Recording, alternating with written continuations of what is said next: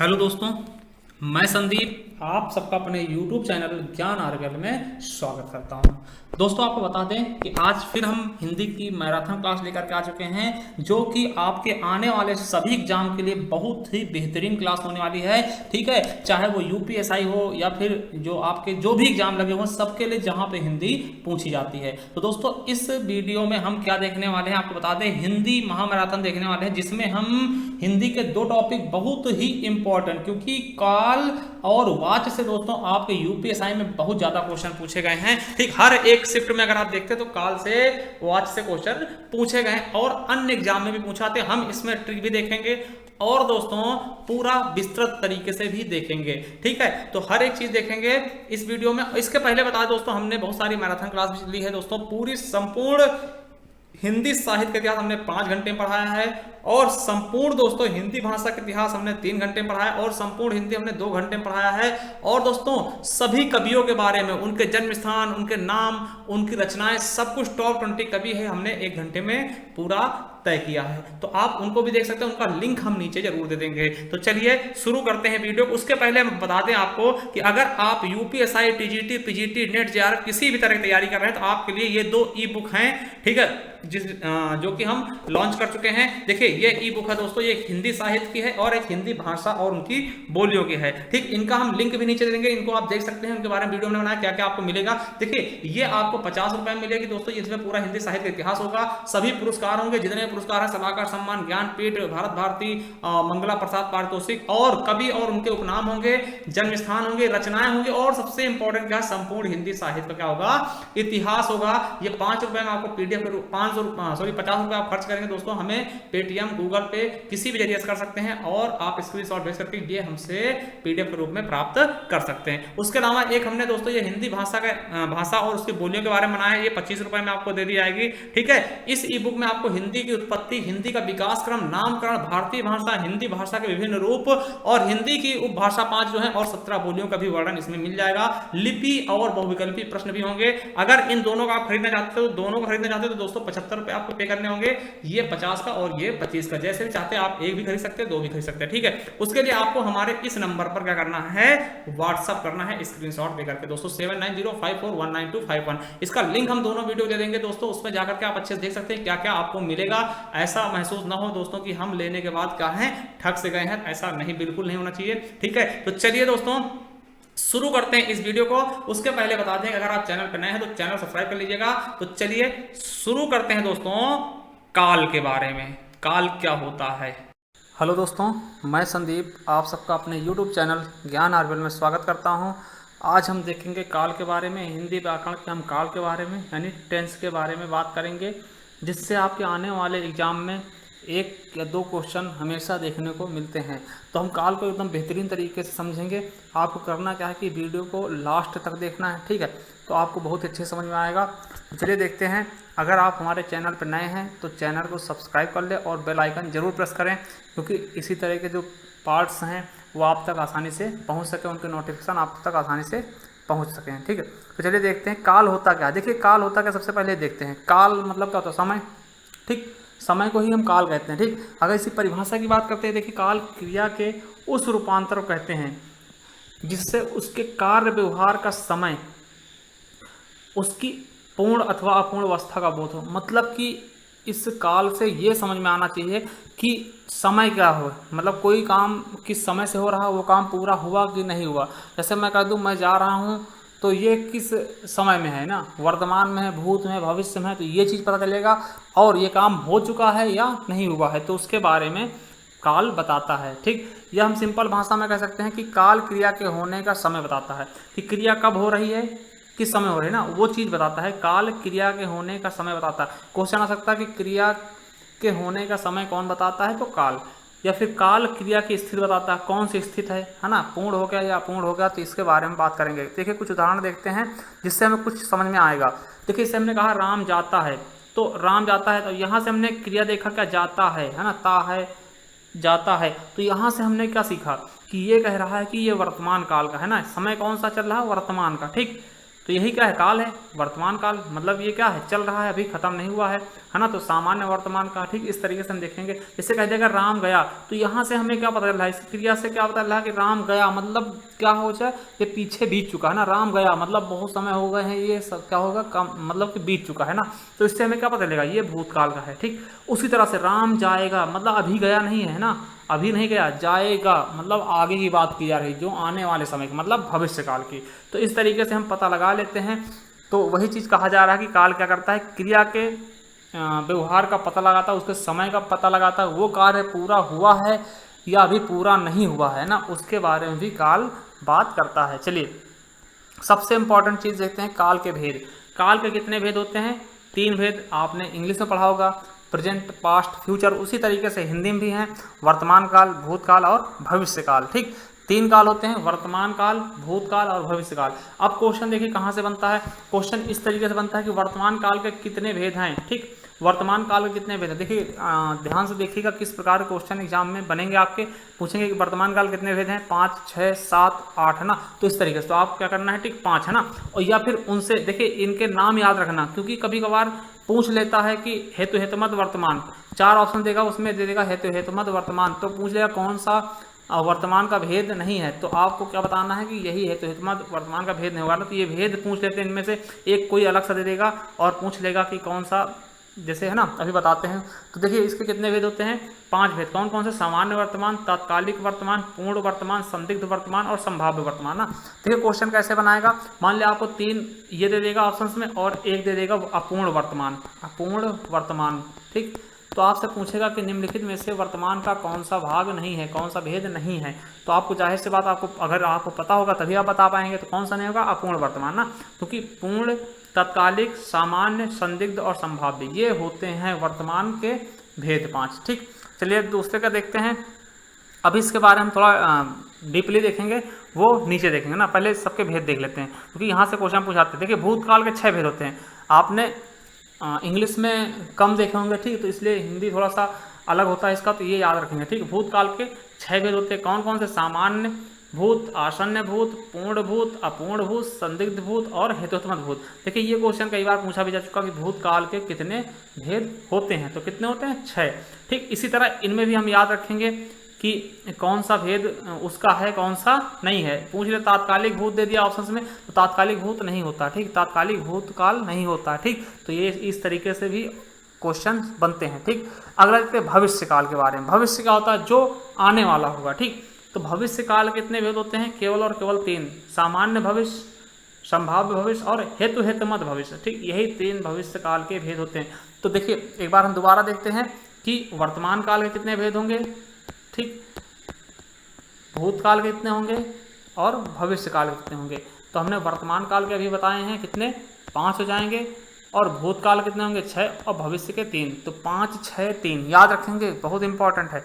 चलिए हम आज वर्तमान काल के बारे में पढ़ते हैं आज, बाकी दूसरे वीडियो में हम भूतकाल के बारे में देखेंगे, फिर तीसरे वीडियो में भविष्य काल के बारे में देखेंगे। थोड़ा हम डीपली बताएंगे, क्योंकि आने वाले एग्जाम में कहीं से भी क्वेश्चन आपका छूट के न जा पाए, इसलिए हम ज़्यादा, अगर एक में करते तो बहुत बड़ा वीडियो हो जाएगा ना, इसलिए हम 3 पार्ट में इसको हम बताएंगे, ठीक। तो आपको चैनल को सब्सक्राइब कर लेना है और बेल आइकन जरूर प्रेस करना है, ठीक। चलिए देखते हैं वर्तमान काल।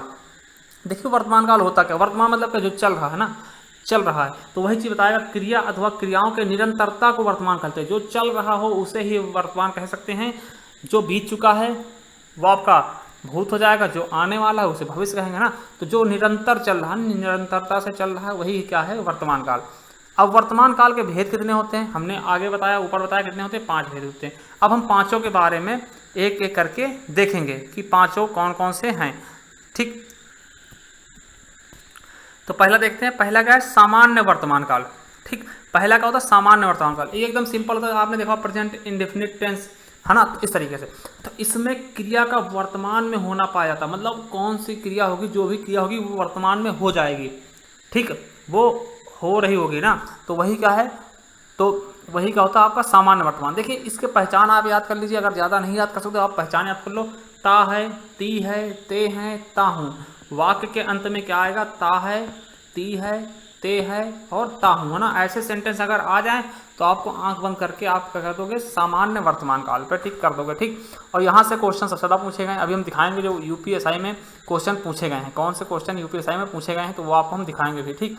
चलिए, जैसे राम जाता है, हमने देखा क्या जाता है, देखिए हम इस तरह से सामान्य वर्तमान काल लगा होता है, काम चल रहा होता है ना, तो राम जाता है मतलब क्या होता है, निरंतरता का बोध होता है वर्तमान में, ठीक। वर्तमान में देखिए, वर्तमान में क्या क्रिया हो रहा है ना, हो या पाया जाता ना, तो क्या है, राम जाता है, तो राम क्या कर रहा है, जाता है ना, अभी पहुंचा भी नहीं है, जाता है ना। सीता पकाती है, या फिर ता है आ गया, पकाती है सीता, खाना पकाती है। लड़के घूमते हैं, ते आ गया। मैं घर जाता हूँ, ता हूँ आ गया ना। राम अखबार पढ़ता है, ता है आ गया। वह काम बहुत ढंग से करते हैं। देखिए ये आपके एग्जाम्पल है, और ये 3 जो एग्जाम्पल है ये आपके यूपीएसआई में प्रीवियस ईयर के पेपर में पूछे गए हैं। यूपीएसआई 2017 में ये पूछे हुए क्वेश्चन है, आप देख सकते हैं। प्रैक्टिस सेट अगर आपके पास है प्रीवियस ईयर की तो उसमें देख सकते हैं, ये क्वेश्चन आपको मिल जाएंगे, ठीक। जैसे वह काम बहुत ढंग से करते हैं, देखिए क्वेश्चन वाक्य को बड़ा करने से कोई दिक्कत नहीं, आपको लास्ट में देखना है कि ते हैं आ गया ना, ते हैं, तो क्या हो जाएगा, सामान्य वर्तमान। वह काम बहुत ढंग से करते हैं, सामान्य वर्तमान। चिड़िया, सुबह में चिड़िया चहचहाने लगती हैं, सामान्य वर्तमान काल, क्योंकि ती है आ गया।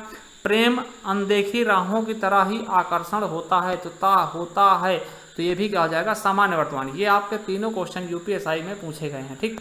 तो चलिए आपको समझ में आएगा, जहाँ पे ता है, ती है, ते हैं, ऐसे शब्द आते हैं, वहाँ पे क्या होता है आपका सामान्य वर्तमान। चलिए दूसरा भेद देखते हैं, तात्कालिक वर्तमान, ठीक। तात्कालिक वर्तमान ऐसा लगेगा कि तुरंत हो रहा है ना, देखिए चल रहा हो, ऐसा कोई काम आपको देखने में लगे जो कि चल रहा हो, ठीक है। तात्कालिक वर्तमान, जैसे इसको क्या बोलते हैं इंग्लिश में, प्रेजेंट कंटिन्यूअस, है ना, कंटिन्यूअस मतलब कंटिन्यू चल रहा हो, ठीक है।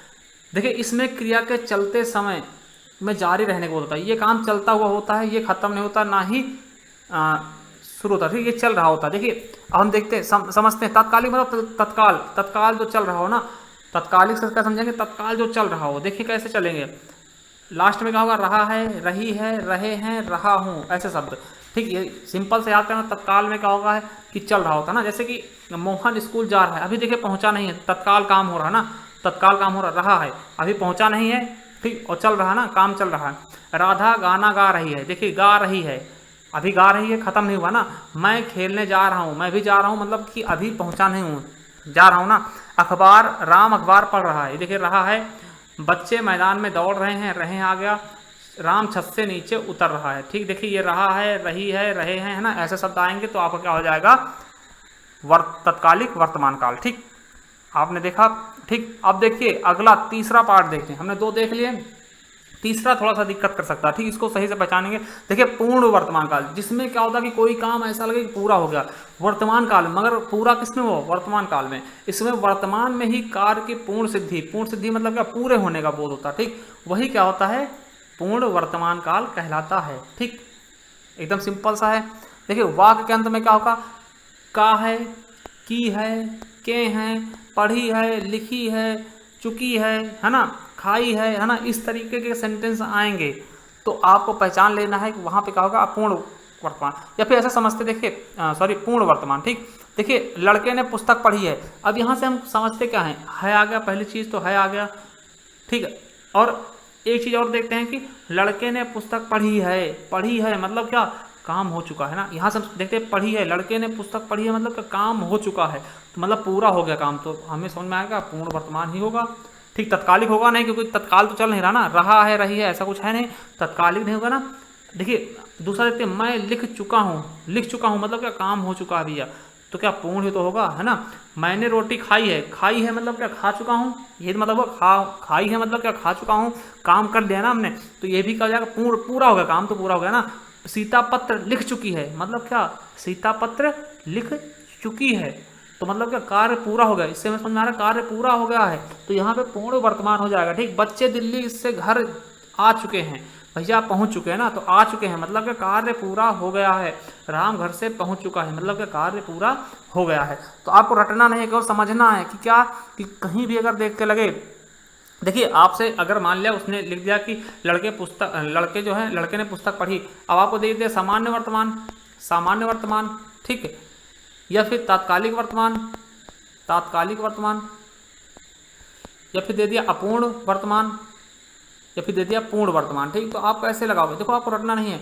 अब लड़के ने पुस्तक पढ़ी है, आप सामान्य वर्तमान में क्या होता है, जो समान चल रहा होता है, तो ता है ती है, ये तो सिंपल सी बात है। तो ऐसा कुछ है नहीं तत्कालिक का, जो तत्काल चल रहा हो। अब हमने यहाँ पे देखा लड़के ने पुस्तक पढ़ी है, तत्काल थोड़ी हो रहा है, ये तो हो चुका भैया। अपूर्ण का है, अपूर्ण तो है नहीं, क्योंकि अपूर्ण है क्योंकि काम पूरा हो चुका ना, लड़के ने पुस्तक पढ़ी है तो काम पूरा होगा, इसीलिए पूर्ण वर्तमान इस तरह हम करेंगे, हमें रटना नहीं है। ठीक है, तो इस तरीके से। अगला देखते हैं संदिग्ध वर्तमान, चौथा पार्ट। देखिए, जिससे क्रिया में होने का संदेह प्रकट हो, मतलब संदेह हो कि पता नहीं कार्य हुआ कि नहीं हुआ, वही क्या होता है संदिग्ध वर्तमान। ठीक, अगर हम देखते हैं कि सामान्य वर्तमान काल के साथ संशय जोड़ दिया है, सामान्य वर्तमान काल जिसमें हमने देखा था ता है, ती है, ते हैं, ऐसे शब्द आते हैं, वो सामान्य वर्तमान काल होते हैं। अगर उसमें संदिग्ध जोड़ दें तो वही क्या हो जाएगा, हमारा संदिग्ध वर्तमान हो जाएगा। देखिए, बनाना सीखो सेंटेंस को।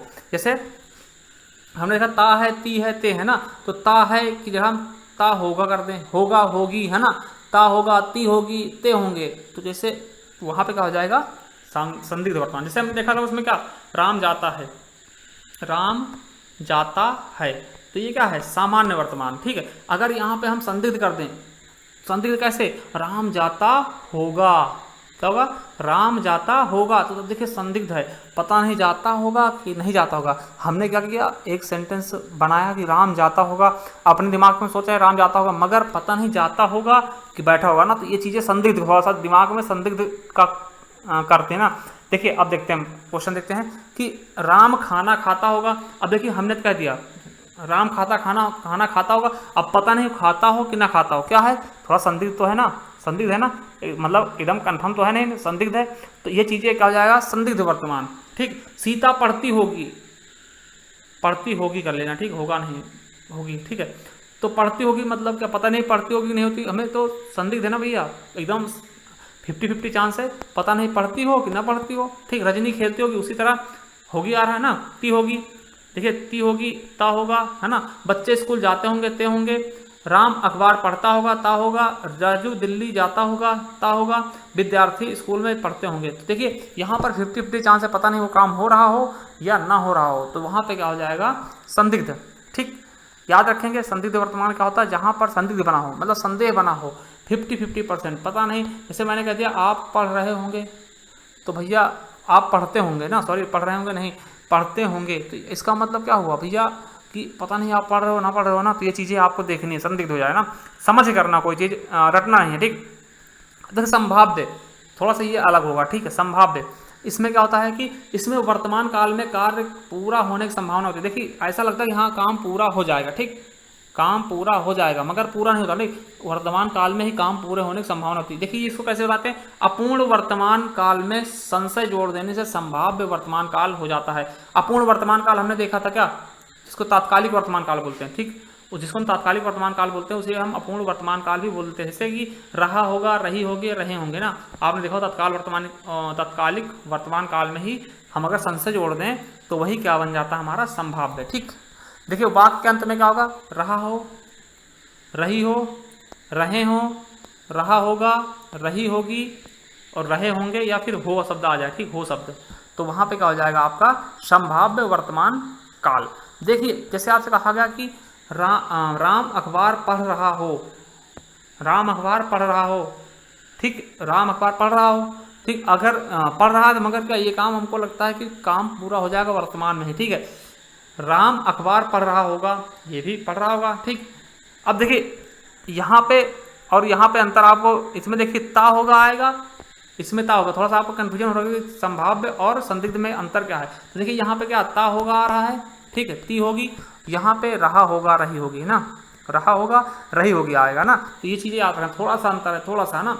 तो यहाँ पे क्या होता है कि यहाँ तत्कालिक वर्तमान काल से जोड़ा जाता है संदिग्ध, है ना, और उसमें सामान्य वर्तमान काल में जोड़ा जाता है। ठीक, तो यहाँ पे संभाव्य हो जाएगा ना, राम अखबार पढ़ रहा होगा, सीता घर पहुंच रही होगी, है ना, पहुंच रही होगी, तो एक तो ऐसा लग रहा है ना पहुंच रही होगी मतलब कि पहुंच जाएगी ना, तो समझ में आ रहा ना कि कार्य हो जाएगा, वर्तमान में पूरा हो जाएगा। ठीक, वह लखनऊ जा रहा हो, ठीक, तुम घर जा रहे होंगे, है ना, रहे होंगे, या वह आया हो, देखिए यहाँ पे या हो आ गया ना, या हो, तो ये भी क्या हो जाएगा आपका संभाव्य।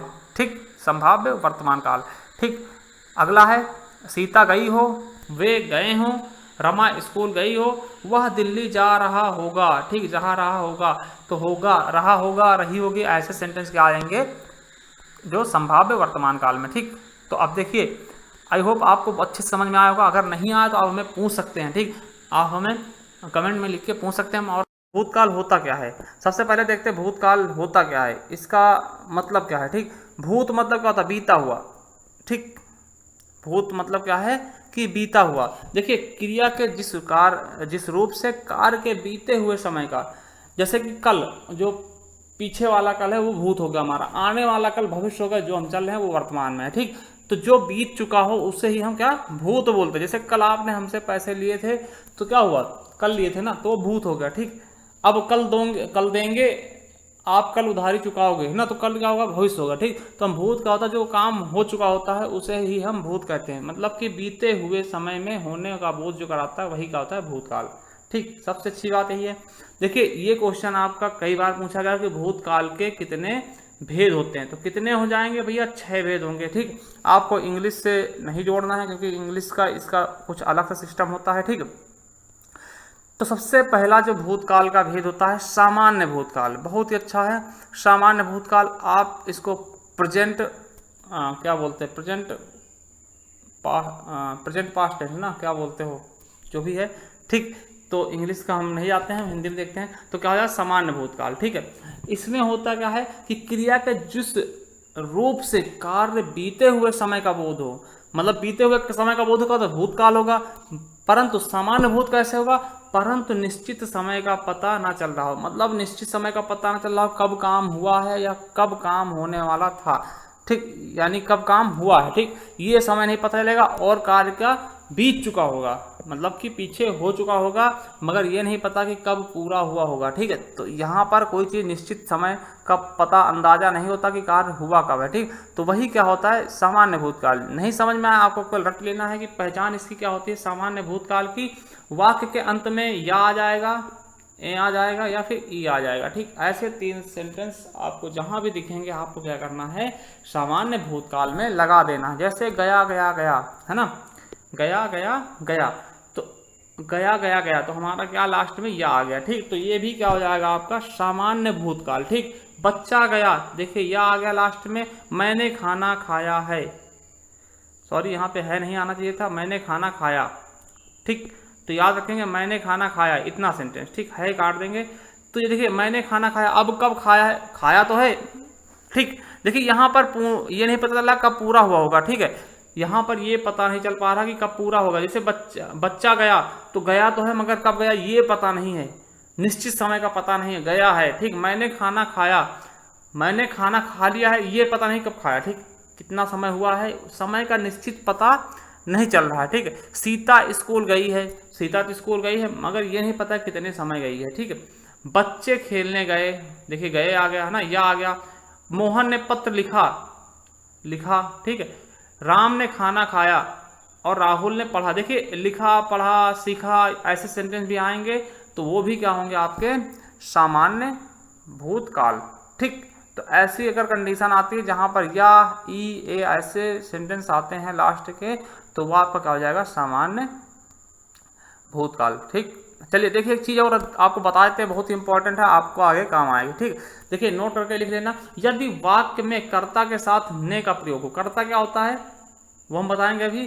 तो 3 बातें आपको हमेशा याद रखनी है। पहला चीज, अगर कर्ता के साथ में ने लगा होगा तो वाक्य हमेशा भूतकाल में ही होगा, ठीक, भूतकाल होगा वाक्य। और क्रिया हमेशा क्या होगी, सकर्मक होगी। आपने देखा होगा सकर्मक और अकर्मक, है ना, अकर्मक क्रिया, सकर्मक क्रिया, वो चीज, ठीक। और वाक्य हमेशा क्या होगा, कृत्यवाच्य। आपने देखा होगा वाच्य कितने प्रकार के होते हैं, कृत्य, कर्म और भाव, 3 प्रकार के वाच्य होते हैं, उनमें से कृत्यवाच्य ही होगा। जैसे हमने क्या पढ़ा कि कर्ता के साथ ने का प्रयोग हो, जैसे कि राम ने चाय पिया। अब देखिए ने का प्रयोग हुआ, अब हमें कोई भी टेंशन नहीं है, क्वेश्चन कैसे भी घुमा के पूछ ले कि राम ने चाय पिया, कौन सा इसमें काल है, वर्तमान, सामान्य वर्तमान, सामान्य वर्तमान काल, ठीक है, और सामान्य भविष्य काल, या फिर सामान्य जो भी है ना, या फिर सामान्य भूतकाल। तो हमें क्या पता, भूतकाल होगा। भाई भविष्य और वर्तमान का कोई मतलब ही नहीं है, नहीं आ गया तो उसको हम काट देंगे, और जब भूतकाल में देखेंगे तो हमारे भूतकाल वाला ऑप्शन को हम सही कर देंगे। ठीक, दूसरी चीज में कौन सा क्रिया है, तो क्या है, सकर्मक क्रिया है। राम ने चाय पिया, क्या पिया, चाय, किसने पिया, राम ने। ठीक, तो यहाँ पर राम क्या है, यहाँ पर सकर्मक क्रिया का भी हो रहा है ना, सकर्मक क्रिया हो जाएगा। ठीक, तो याद रखेंगे जहाँ पे ने आएगा उसके अलावा यहाँ पे कृतवाच्य होगा हमेशा, और हमेशा अगर ने लगा है कर्ता के साथ में तो कौन सा वाच्य होगा, कृतवाच्य होगा। चलिए दूसरा देखते हैं, आसन्न भूत। देखिए इसे रिसेंट पास्ट बोलते हैं, आपने देखा होगा, इंग्लिश में शायद नहीं होता है। चलिए आसन्न मतलब क्या होता है, जो तुरंत हो, मतलब तुरंत तुरंत जो काम तुरंत हुआ हो, अभी अभी, है ना, वही। जैसे देखिए इससे क्रिया की समाप्ति निकट भूत में या तत्काल में सूचित होती है। जो चीज ऐसा लगे यहाँ भी तुरंत खत्म हुआ है, मतलब काम तो खत्म हुआ है मगर तुरंत हुआ है, तत्काल या निकट में, है ना, तो वही क्या होता है, आसन्न भूतकाल। सामान्य भूतकाल देखिए किस तरह बनाते हैं। अगर हम सामान्य भूतकाल की जो क्रिया है, हमने पढ़ा था क्या, या, ई या फिर ए, है ना, सामान्य भूतकाल में, याद करिएगा, है ना। तो वहां पर हम अगर है जोड़ देते हैं ना, क्या जोड़ना, केवल केवल और केवल है जोड़ देते हैं, तो वो क्या हो जाएगा, आसन्न भूतकाल। या है, ई है या फिर ए है। हमने पढ़ा था गया गया गया, है ना, तो गया गया गया है जोड़ देंगे तो आपका आसन्न भूत हो जाएगा ना। तो देखिए वाक्य के अंत में क्या होगा, ई है, ए है और फिर या हूं, है ना, ऐसे सेंटेंस आ जाएंगे। जैसे राम गया, हमने पहले में देखा था राम गया, अगर हम इतनी सेंटेंस की बात करते तो ये क्या हो जाएगा, आपका सामान्य भूत हो जाएगा। ठीक, सामान्य भूत हो जाएगा, मगर अगर हम हाय जोड़ देते हैं तो ये आपका आसन्न भूत में परिवर्तित हो जाएगा। देखिए राम गया है, ऐसा कहें तुरंत लग रहा है ना कि जैसे अभी गया है, राम गया है, या फिर कहते हैं अभी अभी राम गया है ना, तो ये सेंटेंस अगर कहीं पर आपको अभी अभी लग जाए तो इसका मतलब क्या, तुरंत हो रहा काम, तुरंत। देखिए अभी अभी सीता सो गई है, तो गई है, इसका मतलब क्या है, आसन्न। ठीक, आसन्न भूत। बच्चे अभी आए हैं, तो आए हैं, है लग गया, या के साथ में है लग गया। अभी सेंटेंस इसका बहुत बड़ा प्रयोग होता है, अभी अभी, है ना, तो ये चीजें क्या होती है जो तुरंत काम हुई, है ना। मैं आया हूं, अब हूं लग गया, या हूं, है ना, ऐसे सेंटेंस। तो आपका क्या होता है, ये आसन्न है ना। मोहन गया है, मैंने आम खाया है, सीता ने अभी चाय बनाया है, तो अभी चाय बनाया तुरंत, है ना। देखिए ने आने से हमने बताया था कि ये तीन चीजें हो जाती हैं। पहला चीज तो ये भूतकाल होगा, दूसरी चीज ये सकर्मक क्रिया होगी, तीसरी चीज ये कृत्यवाच्य होगा। ठीक, श्याम ने पुस्तक पढ़ा है, तो है आ गया ना, या है। तो इस तरीके से हम देखेंगे आसन्न भूत को, मतलब सामान्य भूत में हम अगर है जोड़ दें तो वही आसन्न भूत में परिवर्तित हो जाता है।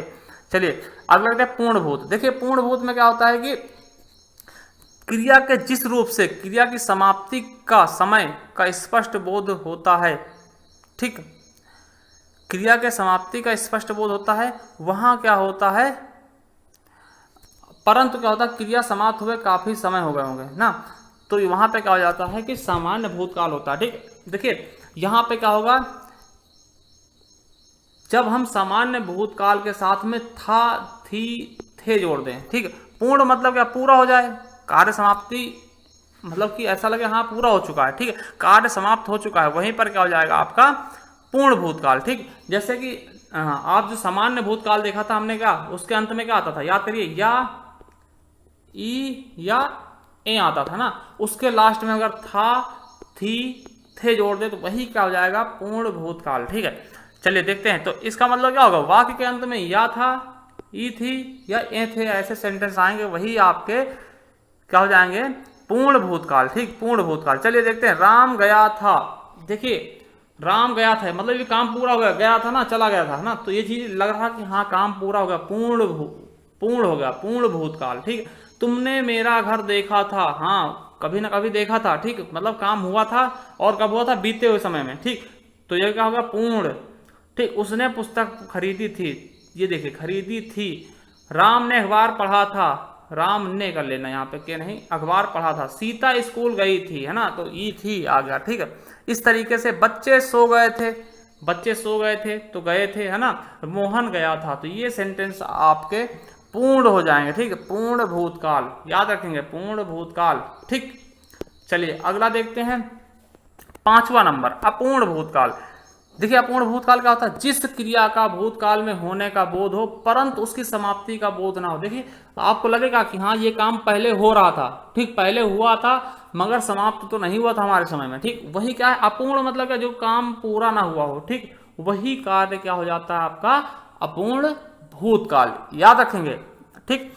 तो यहाँ पे क्या होगा, देखिए बीते हुए समय में क्रिया के जारी रहने का बोध, अगर सिंपल सी भाषा में कहते हैं तो बीते हुए समय में क्रिया जारी हो। जैसे कि आप देख पाएंगे कि लास्ट में इसमें क्या हो जाएगा, रहा था, रही थी, रहे थे। जैसे हमने देखा था क्या, आप थोड़ा सा याद करिएगा, अगर पहला वाला वीडियो आपने देखा तो वहां पर आता था रहा है ना, रही है, रहे हैं, रहा हूं, हाँ ऐसे सेंटेंस आते थे ना। तो वो क्या होते, तात्कालिक वर्तमान होते थे, ठीक है, तात्कालिक वर्तमान मतलब तुरंत होने वाले, तात्कालिक। मगर यहाँ पे अगर रहा था, रही थी, रहे थे आ रहे हैं तो अपूर्ण भूतकाल होगा, ठीक है। तो याद रखेंगे अगर यहाँ पे है आता है, रहा है, रही है, रहे हैं, तो तात्कालिक वर्तमान काल होगा। अगर रहा था, रही थी, रहे थे होगा तो अपूर्ण हो जाएगा, ठीक, क्योंकि ये काम पूरा नहीं हुआ था, ठीक। चलिए देखते हैं, उदाहरण देखते हैं। राम बाजार जा रहा था, देखिए हमने देखा था कि राम बाजार जा रहा था, कार्य चल रहा था, अभी पहुंच नहीं गया था ना, राम बाजार पहुंच नहीं गया ना, तो इसलिए क्या होगा, ये अभी कहीं ना कहीं हमें अपूर्ण दिख रहा है, ठीक। भाई पहुंच तो जाएगा मगर ये नहीं पता कब पहुंचेगा, ठीक। तो इसलिए रहा था। देखिए सीता खाना पका रही थी है ना, पका रही थी हमने देखा मगर पक्की पूरी तरह नहीं पक गया था, ठीक, काम पूरा नहीं हुआ था। बच्चे मैदान में खेल रहे थे, है ना, बच्चे मैदान में खेल रहे थे मगर ऐसा नहीं खेल चुके थे ना, तो कार्य चल रहा था ना, अभी समाप्त नहीं हुआ था, ठीक। मोहन अखबार पढ़ रहा था, मोहन अखबार पढ़ रहा था आ गया ना। मैं लिख रहा था आ गया। मोहन दिल्ली जा रहा था, तुम क्या कर रहे थे, तो यहाँ भी रहे थे आ गया ना, ये देखिए रहा थे, रही थी ना, ऐसे सेंटेंस आते हैं, तो यह आपका अपूर्ण भूत कहलाता है, ठीक। अब हम देखते हैं संदिग्ध, कौन सा भूतकाल, संदिग्ध भूतकाल के बारे में। देखिए संदिग्ध मतलब होता क्या है, जहां संशय बना रहे, संदिग्ध, भाई देख के लग रहा कि संशय बना हो कि पता नहीं हुआ हो कि ना हुआ हो ना, इस तरीके से। देखिए इसमें यह संदेह बना रहता है कि कार्य भूतकाल में पूरा हुआ है या नहीं, एक संशय बना रहेगा। जैसे आपसे कहा जाए कि हो सकता भैया आप पहुंचे हो, आप मान ले चले जाओ और हम सोचे पता नहीं पहुंचे कि नहीं पहुंचे ना, तो वो चीज़ है, मतलब संदिग्ध बना रहता, मतलब एक संशय बनी रहती, संदेह होता हमें कि पता नहीं कार्य पूरा हुआ हो नहीं ना, तो वही क्या होता है संदिग्ध भूतकाल। देखिए किस तरह बनता है ये हम देखते हैं। देखिए सामान्य भूतकाल में, याद करिए सामान्य भूतकाल में क्या होता है, या ना, गया गया गया है ना, इस तरह से, या ई या फिर ए, अगर इसके साथ में हम होगा, होगी या होंगे शब्द जोड़ दे तो वो संदिग्ध भूतकाल बन जाएगा। अब देखिए या है तो या होगी, या होंगे, या ई होंगी ना। अब देखिए आप लोग होगा, होगी देखकर आप लोगों के दिमाग में आ रहा होगा कि ये भविष्यकाल तो नहीं है, जी बिल्कुल नहीं, ठीक, हिंदी में ये भविष्यकाल नहीं होगा, ठीक। आपको इंग्लिश में आपने रहा होगा, रही होंगी ना, तो ई गया होगा, गई होंगी, ऐसे सेंटेंस देख के आपके मन में होता होगा कि हाँ गा रहा, गी आ रही थी, ये भविष्यकाल होना चाहिए, मगर ऐसा नहीं है, यहाँ पर भविष्यकाल नहीं होगा, ठीक। तो आपको पता होना चाहिए कि अगर संदिग्ध भूतकाल की बात करते तो इनके वाक्य के अंत में क्या या होगा, ई होगी या फिर ए होंगे। जैसे देखिए राम गया होगा, अब देखिए राम गया होगा मगर कंफर्म नहीं है, हमें कहीं ना कहीं संशय तो है, संशय है ना कि राम गया होगा, हम अपने आप देख सुन रहे हैं, तो यहाँ पर 50-50% चांस है कि पता नहीं गया कि नहीं गया ना राम, ठीक। तो ये चीजें क्या है, संशय पैदा कर रही हैं। अगला मोहन ने एक बार पढ़ा होगा, अब पता नहीं पढ़ा कि नहीं पढ़ा, ठीक है, मगर गया होगा, या होगा, पढ़ा होगा, खरीदी होगी, लिया होगा, या होगा, पकाई होगी, इस तरह सेंटेंस आएंगे, या होगा, ई होगी, ए होंगे, तो हमें क्या पता चलेगा कि वो क्या है आपका संदिग्ध, ठीक, क्या है संदिग्ध भूतकाल। चलिए देखिए जैसा तीसरा है कि उसने किताब खरीदी होगी, पता नहीं खरीदी नहीं खरीदी ना, मगर लग रहा है कि हाँ खरीदी होगी, मतलब कंफर्म नहीं है, 50-50% चांस है, 50-50% चांस, ठीक। मोहन घर गया होगा, तो यहाँ भी संशय हो रहा है, ठीक। सीता खाना पकाई होगी, रमेश घर से बाहर घूमने गया होगा, तो यहाँ भी संशय हो रहा हमको, ठीक है। राजू पहुंच गया होगा, ठीक, तो यहाँ भी पता नहीं पहुंचा कि रास्ते में वही है ना, तो ये चीजें क्या है 50-50% जहां पर चांस होता है वहां क्या होता है संदिग्ध भूत, ठीक। चलिए लास्ट देखते हैं हेतु हेतुमत भूत, ठीक। हेतु हेतुमत भूत, देखिए हेतु हेतुमत से केवल और केवल भूत और भविष्य में होता है, ये आपके वर्तमान काल में नहीं होता कि हेतु हेतुमत वर्तमान काल, ये कहीं भी होगा गलत होगा, ठीक। चलिए देखते हैं। जब क्या होता है, क्रिया के जिस रूप से पता चले कि क्रिया होने वाली थी परंतु किसी कारणवश नहीं हो पाई, ऐसा लगे क्रिया होने वाली थी मगर किसी कारणवश नहीं हो पाई। जैसे हम लोग कहते हैं ना कि हम आते मगर वो नहीं आए ना, इसलिए तो नहीं आ पाए। तो ये चीजें तो वही क्या होती है, हेतु हितमद। ठीक, वही क्या होती है, हेतु हितमद। इसमें शर्त वाले भी आते हैं, अगर तुम पढ़ो तो मैं भी पढ़ूँ ना, इस तरह से कि तुम पढ़ते तो मैं भी पढ़ता, है ना, इस तरीके वाले सेंटेंस। तो वो शर्त वाले सेंटेंस उनको कहते हैं। देखिए पहचान क्या होगा, लास्ट में ता हो जाएगा, ती हो जाएगी, ते हो जाएगा। आप फिर सोचोगे कि भैया सामान्य वर्तमान है, जी नहीं, सामान्य वर्तमान में ता है, ती है, ते है, ऐसे सेंटेंस आते हैं। मगर यहाँ पे ता ती ते आ रहा ना, तो और शर्त वाले वाक्य जो हो जाएंगे वो हेतु हितमद भूतकाल के अंतर्गत आ जाते हैं। चलिए पहचान आपने देखा, जैसे मैं पढ़ता, मैं पढ़ता, लास्ट में ता आया। देखिए जाती, दौड़ते, खाती, पहुंचता, जाते, है ना, ये सवाल है। मगर इनका हम देखते कैसे होंगे ये भाई, हेतु हितमत कैसे होंगे। देखिए मैं पढ़ता, संशय है ना, क्रिया होने वाली थी मगर किसी कारण से नहीं हो जाती। भाई मैं पढ़ता मगर नहीं पढ़ पाया, मैं पढ़ता, कार्य पूरा नहीं हुआ, संशय किसी कारण से नहीं हो पाया। क्या पता लाइटें चली गई हो, है ना, क्या पता लाइटें चली गई हो, या फिर मम्मी ने दूसरा कोई काम बता दिया ना। पढ़ता मगर पढ़ नहीं पाया। सीता जाती, सीता जाती मगर जा नहीं पाई, पता नहीं कहा है, कोई सहेली ना मिली होगी ना जाने के लिए। या फिर बच्चे मैदान में दौड़ते, अब बच्चे मैदान में दौड़ते मगर दौड़े तो नहीं है ना, दौड़ते किसी कारणवश से ये क्रिया नहीं हो पाई। हो सकता है मैदान में पानी भरा रहा हो, है ना, या बारिश हुई हो, या फिर किसी और कारण से बच्चे पहुंच ना पाए हों। ठीक है, तो ये चीजें क्या होती हैं, यहाँ भी आपका एक संशय जैसा काम करता है कि कोई क्रिया हो रही थी मगर हो नहीं पाई, किसी कारण से हो नहीं पाई। सीता खाना खाती, अब सीता खाना खाती, पता नहीं क्यों नहीं खाया उसने, है ना, खाती मगर खा नहीं पाई, किस कारण नहीं खाया पाई, कौन सी क्रिया कारण नहीं खा पाई ना। मैं पहुंचता, मैं तो पहुंचता मगर पहुंच नहीं पाया, किस कारण से पता नहीं क्या प्रॉब्लम थी, नहीं पहुंच पाया ना। या फिर अगले सेंटेंस इस प्रकार के सेंटेंस आएंगे। ठीक है, वहां भी ता है, ता ती ते आएंगे, ठीक, लास्ट में याद रखेंगे, नहीं तो कुछ और आ जाए आप लगा दो। यदि आप पढ़ते तो पास हो जाते हैं ना, अगर आप पढ़ते तो पास हो जाते हैं, ये भी शर्त वाले सेंटेंस है। ठीक, देखिए ते तो आया ना, समझ में आई बात। भाई एक क्रिया दूसरे क्रिया पे क्या निर्भर है, हो तो जाती, अगर पढ़ते तो पास होते ना, मगर हुए तो नहीं हो भैया, हुए तो नहीं ना। ठीक, समय चूके पुनिका पछताने का वर्षा जब कृषि सुखाने ना। यदि आप खाना खाते तो मैं भी खाता। ठीक, भाई आप खाते तो मैं खाता, मगर खाया तो नहीं है ना, एक क्रिया कारण दूसरी क्रिया नहीं हो पाई ना। यदि आप चलते तो मैं भी साथ चलता, भाई आप नहीं गए तो मैं भी नहीं गया ना, मतलब जाते, ऐसा नहीं कि होगा काम ना, काम नहीं हुआ किसी कारणवश, कौन सी क्रिया कारण, कि आप नहीं गए तो नहीं मैं भी चल देता ना, तो आप न जाने के चलतन में मैं भी नहीं। इसके बारे में देखिए, भविष्य में होने वाली क्रियाओं को भविष्यकाल कहते हैं। ठीक, आपको पता होगा जो चीज, देखिए मान लिया हम लोग वर्तमान में चलते हैं, ठीक, वर्तमान में चलते हैं तो जो बीत गया है उसको हम भूत बोल देते हैं। जैसे मान लिया कल जो बीत चुका है वो भूत हो गया। ठीक, आज जो चल रहा है वो क्या है, वर्तमान है, और जो कल चलेगा मतलब कल जो आएगा उसको भविष्य बोलते हैं, और उसी के बारे में हम बात करेंगे। ठीक, जो आने वाली क्रिया है, आने वाला काल है, वही क्या है, भविष्य काल है। ठीक, भविष्य में होने वाली क्रिया को हम भविष्य काल बोलते हैं। ठीक ठीक, देखिए भविष्य काल के केवल 3 भेद होते हैं। अब बात यह आती सबसे कम भेद क्यों होते हैं, तो देखिए भविष्य काल में पूर्ण भविष्य काल और अपूर्ण भविष्य काल क्यों नहीं होता। ठीक है भाई, पूर्ण भविष्य भी हो सकता है, ठीक, या फिर अपूर्ण भविष्य हो सकता है, मगर क्यों नहीं होता, तो क्यों नहीं होता इसका एक अच्छा सा जवाब ये है कि देखिए भविष्य काल का पूर्ण और अपूर्ण भेद नहीं होगा, क्योंकि जब कार्य शुरू ही नहीं हुआ तो कार्य खत्म या फिर पूरा या फिर अधूरा कैसे हो सकता है ना। कहने का मतलब क्या है कि देखिए भविष्य काल आएगा, जो आएगा ना, तो वो अगर शुरू ही नहीं हुआ कोई काम, जैसे कि मान लिया कि शुरू ही नहीं हुआ, तो उसमें आप कैसे बता सकते हो ये पूरा हुआ कि अधूरा है। ठीक है, तो वही चीज़ है भाई, अभी भविष्य तो शुरू नहीं हुआ ना, तो हम कैसे कहते हैं कि उसमें पूरा काम होगा कि अधूरा काम होगा। ठीक, तो इसीलिए इसके पूर्ण भविष्यकाल और अपूर्ण भविष्यकाल इसका भेद नहीं होता है। ठीक, इसके समानता केवल और केवल 3 भेद होते हैं, जिनके बारे में चलिए हम देखते हैं। ठीक, चलिए सामान्य भविष्यकाल।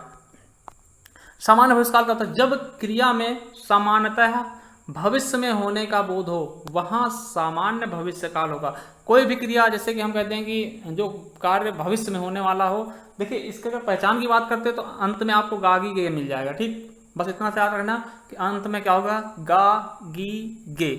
ठीक, जैसे मैं खेलूंगा, भाई हमने कह दिया मैं खेलूंगा, तो भविष्य की बात कर रहे हैं, मैं खेलूंगा, अब आगे का हमें पता नहीं है। ठीक, खेलेंगे नहीं खेलेंगे, बस हमने एक शर्त रखी, हाँ हम खेलेंगे, ठीक। मैं खेलूंगा, राम अखबार पढ़ेगा, वह जाएगी, कल तापमान अधिक होगा। देखिए ये यूपीएसआई क्वेश्चन है, यूपीएसआई में पूछा गया क्वेश्चन है प्रीवियस ईयर का, कल तापमान अधिक होगा, ठीक। तो इस तरह से हमने वो क्वेश्चन भी कवर किए जो यूपीएसआई में पूछे गए, ठीक। रमेश खाना खाएगा, देखिए खाएगा फ्यूचर की बात हो रही है ना, खाएगा, हमने कह दिया वो खाएगा, अभी खाया नहीं है, ठीक। सीता खेलेगी, राम घर जाएगा और सीता खाना खाएगी। देखिए गी आया यहाँ पर, यहाँ पे गा, यहाँ पे गी, यहाँ पे गा, ठीक। तो इसलिए हम यहाँ पे क्या कह सकते हैं कि सामान्य भविष्यकाल, ठीक। समझ में आया होगा। चलिए अगला देखते हैं संभाव्य भविष्यकाल। ये थोड़ा सा अच्छा है, यहाँ से क्वेश्चन आपको देखने को मिलेंगे, ठीक। यहाँ से क्वेश्चन आपको देखने को मिलेंगे, चाहे वो आप यूपीएसआई का हो या किसी भी एग्जाम में, ठीक। तो चलिए इसको अच्छे समझते हैं। देखिए संभाव्य मतलब क्या होता है, संभावना, ठीक। ऐसे कह सकते हैं संभाव्य मतलब क्या, संभावना जिससे क्रिया की भविष्य में होने की संभावना बनी रहे। देखिए कोई क्रिया हुई नहीं है, ठीक, एक हम संभावना व्यक्त कर सकते हैं कि हाँ हो सकता है कि वो हो जाए, ठीक। वही क्या है, देखिए जहां पर संभावना सूचक शब्द लगा, संभावना सूचक क्या होता है, काश, शायद, संभव, लगता है, हो सकता है। ऐसा कह देगा हो सकता है कल बारिश हो जाए, काश कल बारिश हो, है ना, शायद कल बारिश हो जाए ना, संभव है, लगता है ना। तो ये सब चीजें क्या संभावना व्यक्त कर रहे हैं, एकदम कंफर्म तो है नहीं ना। और होंगी कब, आने वाले समय में ना, ये भी याद रखना कि होंगी कब, आने वाले समय में। तो वही क्या होता है, संभाव्य, ठीक। इसके अलावा इसमें क्या होता है, क्रियाएं जो सहायक क्रिया होती है, जैसे कि सहायक क्रिया होगी उसमें ए लगा होगा या ए लगा होगा या ऊ लगा होगा, ठीक। तो ये भी अगर लगता है तो वो भी आपका संभाव्य भविष्यकाल हो जाएगा, ठीक। पहचान देख लेते हैं। देखिए वाक्य के शुरुआत में शायद लगा हो, संभव लगा हो, लगता है लगा हो सकता है, कदाचित, ऐसे सेंटेंस लगे हों, या फिर सहायक क्रिया के अंत में आपको ए लगा मिल जाए या ए लगा मिल जाए या ऊ लगा मिल जाए ना, तो ऐसे सेंटेंस आते हैं कि वो आपका क्या हो जाएगा, संभाव्य भविष्यकाल। चलिए देखते हैं, जैसे कहा गया शायद कल वर्षा हो। अब देखिए यहाँ पर समझने वाली बात कुछ ज्यादा नहीं है, संभाव्य क्या होगा, संभावना व्यक्त करो, जहाँ पे भाई संभावना व्यक्त कर दो वही संभाव्य है। अब शायद कल वर्षा हो, भाई शायद कल वर्षा हो, हमने कल का देखा नहीं ना, मगर हम संभावना व्यक्त कर रहे हैं शायद, ठीक, कल वर्षा हो, तो ये शायद आ गया, इसलिए क्या संभावना है, संभाव्य, ठीक। संभव है, संभव है कल बारिश, कल राम आ जाए, आए, है ना, तो ये भी क्या है, एक संभावना व्यक्त करें। लगता है कल स्कूल खुलेगा, ठीक, लगता है, ये भी क्या संभावना ही तो है, ठीक, कंफर्म तो है नहीं, लगता है ना। कदाचित शाम तक वो आ जाए। देखिए यूपीएसआई में ऐसा क्वेश्चन पूछा गया था कदाचित करके, ठीक। तो ये भी याद रखेंगे। हो सकता है कि कल वह कहीं जाए, है ना, हो सकता है, कंफर्म नहीं है, हो सकता है ना, संभाव्य, ठीक। इसी तरीके से देखिए जो हमने बताया था कि ए लगा हो या फिर ए लगा हो या फिर ऊ लगा हो ना, जैसे राम जयपुर जाए, तो देखिए यहाँ पे क्या है, लास्ट में ए है ना, तो ये भी संभावना ही तो है, राम जयपुर जाए, है ना, तो ये सब क्या जाए संभाव्य हो जाएगा ना। अगला देखते हैं, मैं घर जाऊं, देखिए यहाँ पे ऊ लगा है, या बच्चे खेलने जाएं, यहाँ पे ए लगा, ठीक। और इस तरीके से भी हो सकता है कि कल बच्चे खेलने जाए, दोनों चीज मिल जाएंगी, हो सकता है ये भी मिल जाएगा, है ना, संभाव्य संभावना वाली चीजें, और लास्ट में ए मिल जाए ना। दोनों तरीके से, किसी भी तरीके से आपको समझना है बस, कि आपको देखिए सिंपल सा फार्मूला यह है कि जहां पर संभावित वाली चीज आ जाए, लगता है, हो सकता है ना, शायद, कदाचित, ऐसे सेंटेंस आएंगे वहां पर संभाव्य हो जाएगा, ठीक। इसके अलावा भी कहीं पर संभाव्य होता है, उसके बारे में देखते हैं, ये चीजें इंपॉर्टेंट, ठीक। देखिए संभाव्य और कहां पे होता है, इसके बारे में हम चर्चा करते हैं। तो ये याद रख लेना, ठीक, नोट करके लिख लेना कि संभाव्य भविष्य काल में अनुमान, कोई चीज अनुमान लगाया जाए, ठीक। भविष्य काल में कोई चीज अनुमान लगाया जाए, जैसे कि हम, है ना, हमने देखा है, अनुमति दी जाए, इच्छा जाहिर की जाए, आशीष मतलब क्या, आशीर्वाद, है ना, और आदेश जैसे भावों को अभिबोध करवाता है। चलिए हम एक एक के बारे में देखते हैं, अनुमान के बारे में, अनुमति के बारे में, इच्छा के बारे में, आशीष के बारे में और आदेश के बारे में, इससे किस प्रकार के सेंटेंस बनते हैं और किस तरह से आ सकते हैं हमारे एग्जाम में, ठीक। चलिए देखते हैं, अनुमान से देखते हैं। जैसे अनुमान क्या होता है कि अनुमान लगाया था ना, वही चीज संभावना, वही अनुमान हो गया ना, अनुमान लगा लो, है ना। जैसे संभव है वह वहां अभी तक नहीं होगा, ठीक, तो ये क्या है, संभव है ना, ये अनुमान ही तो है। लगता है राम सो गया, है ना, अब लगता है, ठीक, राम सो गया, यहाँ अनुमान ही तो लगाया जा रहा है, अब कंफर्म तो है नहीं ना कि सो गया कि जाग रहा है ना। हो सकता है कल सुबह राजू आ जाए, है ना, तो हो सकता है, ये भी क्या अनुमान ही तो है भाई, अनुमान ही तो है। 50-50% चांस की कल बारिश हो जाए, शायद कल बारिश हो जाए, ये अनुमान ही तो है ना।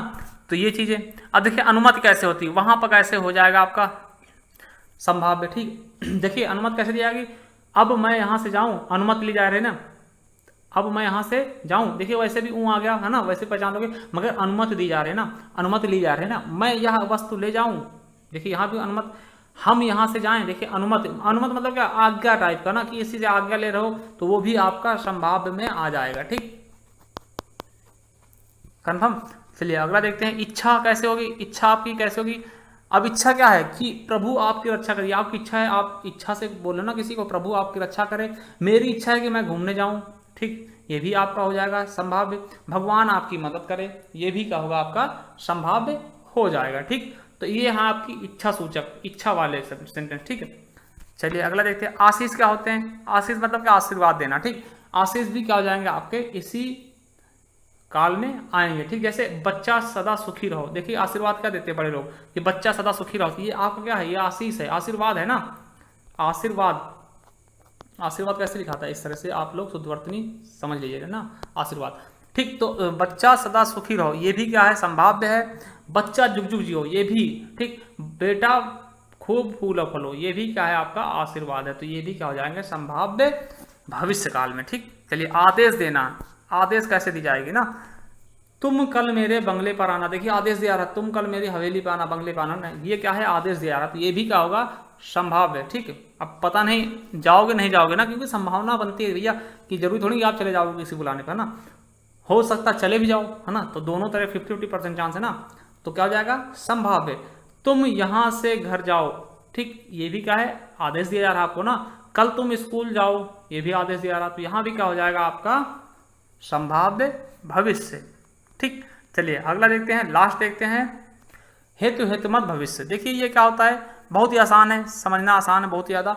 देखिए जब किसी क्रिया का होना किसी दूसरी क्रिया के होने पर निर्भर हो, शर्त वाले वाक्य, जैसे कोई क्रिया होने, जैसे मान लिया हम कहते हैं कि भैया अगर आप खाते तो मैं भी खा लेता ना, तो ये चीज़ क्या है, एक हम उस दूसरे पे क्या आश्रित हैं, उसने नहीं खाया तो हमने नहीं खाया ना, तो वो चीज़ें कंडीशनल वाली चीज़ें। चलिए देखते हैं उदाहरण देखते हैं, जैसे वो चले जाएं तो मैं बैठूं, अब भैया वो जाएंगे तभी ये बैठ पाएंगे ना, ये जो बैठने वाली क्रिया है उनके जाने पर निर्भर है। ठीक, तो ये है ना, वो आए तो मैं जाऊं, देखिए इनके जाने वाली जो क्रिया है उनके आने पर निर्भर है, अगर वो यहीं तभी जी है ना। छात्रवृत्ति मिले तो बच्चे पढ़ें, अब देखिए बच्चे कब पढ़ेंगे, जब उनको छात्रवृत्ति मिलेगी, नहीं पढ़ेंगे। ठीक, तो ये पढ़ने वाली जो क्रिया है वो छात्रवृत्ति पर निर्भर है। ठीक, तुम पढ़ोगे तो पास हो जाओगे, अब भैया पास होने वाली क्रिया किस पे निर्भर है, पढ़ने पर। ठीक, बच्चे पढ़ेंगे कब, जब लाइट आएगी ना, लाइट आएगी तो बच्चे पढ़ेंगे, भैया पढ़ने की क्रिया किस पे निर्भर है, लाइट आने पर ना, लाइट आने वाली क्रिया पर। अब देखिए पिताजी आएंगे तो बच्चे खाना खाएंगे, भैया बच्चों के खाना खाने वाली क्रिया किस पे निर्भर है, तो पिताजी के आने पर। ठीक, तो ये चीज़ आपका कंप्लीट हो जाता है। ठीक, तो हमने भविष्य काल, वर्तमान काल और भूतकाल के बारे में अच्छे से, तो लाइक जरूर करना।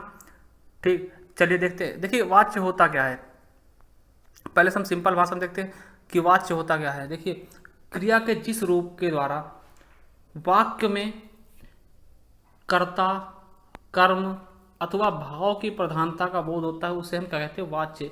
कहने का मतलब क्या होता है कि कौन प्रधान है। देखिए किसी वाक्य में 3 चीजें मुख्य होती हैं, ठीक, कर्ता, कर्म और क्रिया। ठीक, तो कर्ता और कर्म, ठीक, तो हम देखते हैं कि किसी वाक्य में प्रधान कौन है, किसका प्रधान मतलब क्या होता है, मुख्य है ना। आपने देखा होगा गांव में प्रधान होता है, उसी तरीके से मुख्य कौन होगा, कर्ता मुख्य है इस वाक्य में। जैसे हमने कहा कि आम खाया गया, तो हमने देखा कि इसमें कौन मेन है। ठीक है, देखिए कुछ समझाने की कोशिश करते हैं, आम खाया गया, खाया गया। ठीक, अब इसमें हम क्या देखते हैं कि इसमें किसकी प्रधानता है, तो हमने देखा कि पहले हम कर्ता उठाते हैं, देखिए कर्ता होगा, ये तो कर्ता होगा, या तो कर्म होगा या फिर भाव होगा, तो इनमें से किसकी प्रधानता है, तो उसके लिए हमने देखा आम खाया गया, तो इसमें हम देखते हैं क्या कर्ता तो है ही नहीं, कर्ता है नहीं, कौन खा रहा आम, कोई पता नहीं, तो यहाँ पे किसकी प्रधानता है, कर्म की, काम हो रहा, हम देख रहे हैं कर्ता नहीं है, कोई खाने वाला आम नहीं, मगर काम तो हो रहा ना, आम तो खाया जा रहा ना, तो इसीलिए यहाँ पे क्या हो जाएगा आपका कर्म की प्रधानता, इसीलिए क्या हो जाएगा कर्मवाच्य। ठीक, तो इस तरीके से अगर यही कह दें राम आम खाता है, राम आम खाता है, आम खाता है। ठीक, तो यहाँ पे हम देखते हैं किसकी प्रधानता है, यहाँ पे देखिए कर्ता भी है कर्म भी है, मगर किसकी प्रधानता है? कर्ता की। कौन खा रहा आम को? राम। ठीक, तो यहाँ पे क्या हो जाएगा आपको? कर्ता की प्रधानता, इसलिए कृत्यवाच्य हो जाएगा। ठीक, तो देखिए अगर हम वाच्य की बात करें, देखिए एक बार पुलिस में यही क्वेश्चन पूछ लेगा सीधा सीधा कि वाच्य कितने प्रकार का? 3 प्रकार का, एकदम सिंपल सा क्वेश्चन। कृत्यवाच्य, कर्मवाच्य और भाववाच्य, जिनको आप active voice passive wise English में बोलते हैं। ठीक है, वही चीजें हैं यहाँ पे। ठीक, तो चलिए देखते हैं, सबसे पहले कृतवाच्य देखते हैं। कृतवाच्य होता क्या है? हमने पहले बताया कि भाई जहाँ पे कर्ता की प्रधानता होगी, है ना, वही क्या होगा? कृतवाच्य। मगर हम इसको सही ढंग से देखते हैं। देखिए यदि वाक्य में प्रयुक्त क्रिया का लिंग और वचन, देखिए क्रिया का लिंग और वचन इन्हीं का खेल होगा इस वाच्य में। हमेशा क्रिया में, और हमें पूरे सेंटेंस से ज्यादा कुछ मतलब नहीं होगा, केवल और केवल किससे मतलब होगा? लिंग और वचन से। ठीक, कर्ता के अनुसार परिवर्तित होते हैं तो वहां पर कृत्यवाच्य होगा। ठीक, सबसे पहली चीज कि जहां पर क्रिया के लिंग वचन किसके अनुसार परिवर्तित हो? कर्ता के अनुसार, तो वहां पे क्या होगा? कृतवाच्य। ठीक, चलिए एक चीज और क्वेश्चन आता है इसमें कि इसमें कर्ता की प्रधानता होती है। क्वेश्चन इस तरह बनता, सिंपल सा बना भी है कई बार कि कर्ता की प्रधानता किसमें होती है? कृतवाच्य में, भाववाच्य में या कर्मवाच्य में? तो जाहिर सी बात आपको यहाँ पे खुद ही लग रहा होगा कर्ता किसमें है? कृतवाच्य में। तो कर्ता की प्रधानता किसमें होगी? कृतवाच्य में। यहाँ से क्वेश्चन बनते हैं और ये भी बन जाते हैं कि कृतवाच्य किन क्रियाओं से बनता है? तो कृतवाच्य सकर्मक और अकर्मक दोनों क्रियाओं के द्वारा बनता है। तो यहाँ से याद रखेंगे ये तीनों पॉइंट। ठीक, ये तीनों पॉइंट हम याद रखेंगे। ठीक, कि जो कर्ता है, जो कृतवाच्य है, वो किन किन क्रियाओं से बन सकता है? अकर्मक क्रिया और सकर्मक क्रिया। अब बात करते हैं क्रियाओं की, तो इसके लिए हम एक अलग सा वीडियो बना देंगे बहुत ही अच्छे से। उसमें हम जो जितनी प्रकार की क्रियाएं होती हैं, अकर्मक क्रिया, सकर्मक क्रिया, है ना, द्विकर्मक क्रिया, हर एक टॉपिक को अच्छे से क्लियर कर देंगे। चलिए, तो आज हम देखते हैं कृतवाच्य के बारे में। कृतवाच्य के बारे में सबसे पहली बात क्या है? इसमें कर्ता की प्रधानता होती है और ये दोनों प्रकार की क्रियाओं से ये शब्द बनते हैं। ठीक, चलिए अब इनके हम उदाहरण देखते हैं। पहचान पहले देख लेते हैं। ठीक, पहचान देख लेते हैं। सबसे बड़ी बात क्या है कि कहीं भी आपको कृतवाच्य मिलेगा तो उसमें कर्ता होगा, तो कर्ता के साथ में विभक्ति नहीं होगी। विभक्ति रहित मतलब क्या? विभक्ति का ना होना। विभक्ति क्या होती? आपने देखा कर्ता ने कर्म को करण से, संप्रदान से, अपादान से, इस तरह की जो भी विभक्ति होती है, टोटल 8 विभक्तियां हैं। ठीक, जैसे कि विभक्ति चिन्ह ना हो। ठीक, विभक्ति चिन्ह रहित हो। अगर होगा भी तो केवल और केवल क्या हो जाएगा? ने। ठीक, विभक्ति अगर नहीं समझ रहे, विभक्ति चिन्ह क्या होंगे कि किसी भी कर्ता के साथ में कर्ता ने कर्म को ना लगा हो, से न लगा हो, करण से, संप्रदान के लिए, इस तरह की चीजें न लगी हो कर्ता के साथ, तभी क्या होगा? वो कृतवाच्य होगा। अगर लगता भी है तो केवल ने लगना चाहिए, इसके अलावा कुछ भी ना लगे। ठीक, वही क्या होगा? कृतवाच्य। ठीक, समझने की कोशिश करिएगा। देखिए हमने यहाँ पर देखे इतने सारे सेंटेंस हमने देख लिए हैं। यहाँ पे कहीं पर भी आपको ने लगा नहीं मिलेगा। ये करता है, देखिए ये करता है, ये करता है, ये करता है, ये करता है, ये करता है, ये करता है, ये करता है, किसी के साथ ने का प्रयोग नहीं हुआ है। ठीक, आप देख सकते हैं ने का हो सकता है, बाकी और कोई भी चीजें नहीं मिलेंगी। से का प्रयोग नहीं होगा, के द्वारा नहीं होगा, कुछ भी नहीं होगा। ठीक है, सिंपल से होंगे, अकेले होंगे कर्ता। चलिए देखते हैं। पहला देखिए, राम चाय पीता है। देखिए यहाँ पर आप देख रहे होंगे कर्ता के अनुसार कैसे क्रिया का लिंग और वचन परिवर्तित हो रहा है। जैसा कि हमने देखिए बताया है पहले कि वहां पे क्या होगा कि क्रिया के अनुसार लिंग और वचन का परिवर्तन होगा। ठीक, तो कैसे होगा ये हम समझने की कोशिश करते हैं। देखिए हम सेंटेंस में 3 चीजें देखेंगे। ठीक, कर्मवाच्य, कृतवाच्य और भाववाच्य, उनके बारे में देखें। देखिए यहाँ पर कर्ता के अनुसार क्या होगा? क्रिया परिवर्तित होगी। जैसे राम चाय पीता है। ठीक, तो अब देखिए यहाँ पर राम के अनुसार क्या हुआ? यहाँ पे पीता आया, मतलब कि क्रिया का लिंग और वचन।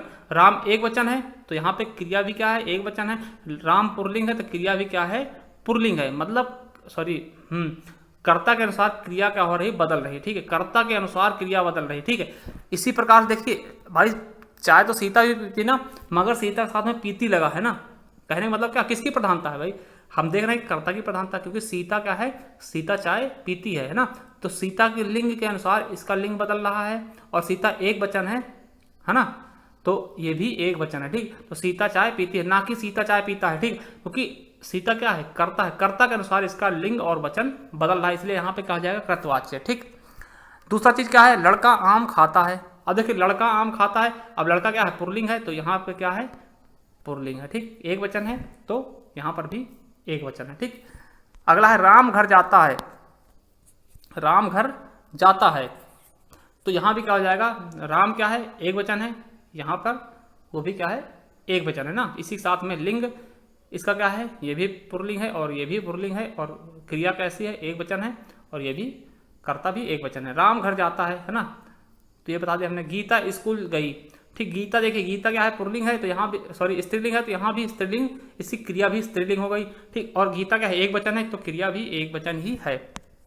देखिए आपके ये क्वेश्चन यूपी पुलिस में पूछे गए थे पिछले साल, रवि आम चूसता है ना, तो यहाँ पे कौन सा वाच्य होगा, तो कैसे होगा, हम कैसे पहचानेंगे, देखिए जैसे कि कैसे पहचानेंगे कि रवि आम चूसता है, तो यहाँ पे देखिए कहीं भी सबसे पहली चीज कहीं भी से नहीं आया या के द्वारा नहीं आया। ठीक, ऐसे सेंटेंस आ जाते हैं तो जाहिर सी बात वो होता ही नहीं है। ठीक, कर्ता, तो हमने देखा क्या, कर्ता भी है, कर्म भी है, सब कुछ है, तो हम इसको कृतवाच्य कर देंगे। ठीक, यहाँ पे कर्ता के अनुसार चिन्ह बदल रहा। ठीक, रवि आम चूसता है, तो कौन चूसता है, रवि आम। ठीक, तो ये क्या हो जाएगा आपका कृतवाच्य। ठीक, मोहिनी पत्र लिखती है। ठीक, देखिए मोहिनी पत्र लिखती है, तो यहाँ मोहिनी के अनुसार इसकी क्रिया बदल रही है, मतलब कर्ता के अनुसार क्रिया बदल रही है। ठीक, अगर ऐसे होता तो पत्र क्या होता है, लिखा जाता है, लिखी नहीं जाती ना, तो यहाँ पे क्या होना चाहिए था, अगर कर्मवाच्य होता यहीं पे, तो यहाँ पे क्या कर्म के अनुसार बदलती, तो लिखा यहाँ लिखती लिखा हो जाता ना, क्योंकि पत्र क्या है, पुल्लिंग है। ठीक, चलिए अगला चीज देखते हैं। देखिए अभी हम इसको लास्ट में और अच्छे से ट्रिक के साथ में समझा देंगे कि आपको पहचानना कैसे है। ठीक है, देखिए एक चीज और होता है कि यदि कर्ता के साथ ने जुड़ा हो, ठीक, और कर्म के साथ को जुड़ा हो, ठीक, को विभक्ति हो, तो वहां पे कर्तवाच्य नहीं होता, वहां पे भाववाच्य हो जाता है। ठीक, तो यहाँ पे भाववाच्य हो जाएगा जब कर्ता के साथ नहीं जुड़ा होगा और कर्म के साथ को जुड़ा होगा। जैसे राम ने रावण को मारा, तो यहाँ पे क्या हो जाएगा, भाववाच्य। ठीक, देखिए एक चीज और हमने बताया कि अगर विभक्ति लगी भी होगी तो कौन सी लगी होगी, ने। तो देखिए तो कैसे एक सेंटेंस बना के बताते हैं, राम ने अखबार पढ़ा, अखबार पढ़ा। ठीक, देखिए सबसे पहली चीज क्या है, हमने बोला कि ये विभक्ति रहित होगा, कोई भी विभक्ति नहीं लगेगी, कोई भी कारक चिन्ह नहीं लगेगा, अगर लगेगा भी तो केवल और केवल कौन लगेगा, ने लगेगा। ठीक, तो ने जहां भी आपको लगा मिलता है वो आपका हमेशा कृतवाच्य ही होगा। तो समझ लीजिए, देखिए कृतवाच्य में कोई भी विभक्ति नहीं मिलेगी, अगर मिलेगी भी तो केवल और केवल ने लगा मिलेगा। ठीक, तो वो आपका कृतवाच्य ही होगा। ठीक, चलिए अब देखते हैं कर्मवाच्य। कर्मवाच्य में क्या होगा भैया, कर्म के अनुसार क्या होगा, क्रिया के लिंग और वचन का परिवर्तन होगा। ठीक, देखिए यदि वाक्य में प्रयुक्त क्रिया का लिंग व वचन कर्म के अनुसार परिवर्तित होता तो वहां पे क्या होता है, कर्मवाच्य। ठीक, इसमें क्या होगा, कर्म की प्रधानता होगी, एकदम सही बात है। इसमें और क्या हो सकता है कि ये सदैव सकर्मक क्रिया से बनेगी। किससे बनेगी, सकर्मक क्रिया से। हमने कृतवाच्य में देखा ये सकर्मक अकर्मक दोनों बनती थी, मगर ये क्या होगा, केवल और केवल सकर्मक क्रिया से बनेगी। इसकी पहचान कैसे होगी, देखिए इसकी पहचान कैसे होगी, आपको कहीं भी कर्ता के साथ में से या के द्वारा लगा मिल जाए और उसके साथ में सकर्मक क्रिया हो तो वो हमेशा और हमेशा क्या होगा, कर्मवाच्य। ठीक, अगर कर्ता के साथ में कहीं भी आपको के या से द्वारा या द्वारा, ठीक, या से ऐसे सेंटेंस लगे मिल जाए तो क्या हो जाए, आपका कृतवाच्य ही होगा। देखिए इसमें हम समझाने की कोशिश करते हैं। देखिए राम के द्वारा पुस्तक पढ़ी जाती है। ठीक, देखिए के द्वारा मिला, क्या होगा, कर्मवाच्य। के द्वारा बिना देखे, ठीक, बिना देखे। या सीता के द्वारा आम खाया गया, के द्वारा मिल गया। ठीक, मेरे द्वारा पुस्तक पढ़ी गई, तो द्वारा मिल गया।